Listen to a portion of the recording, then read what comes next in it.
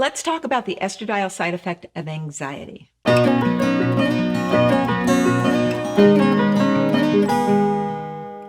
Excessive amounts of estrogen, especially unopposed estrogen, may cause anxiety.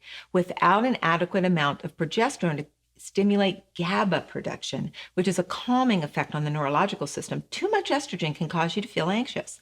Adding enough progesterone can actually help to calm the anxiety.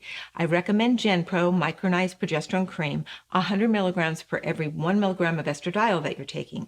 If you have premenstrual anxiety due to estrogen dominance, I recommend 100 to 200 milligrams of GenPro twice a day in the second half of your cycle.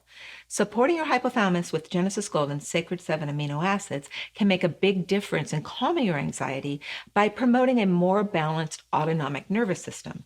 When the sympathetic nervous system is overstimulated, you're more anxious. You need your parasympathetic nervous system to function at a higher level and produce more GABA. Supporting your hypothalamus can help to balance out the sympathetic and parasympathetic nervous system responses. Practicing stress reduction techniques can help as well.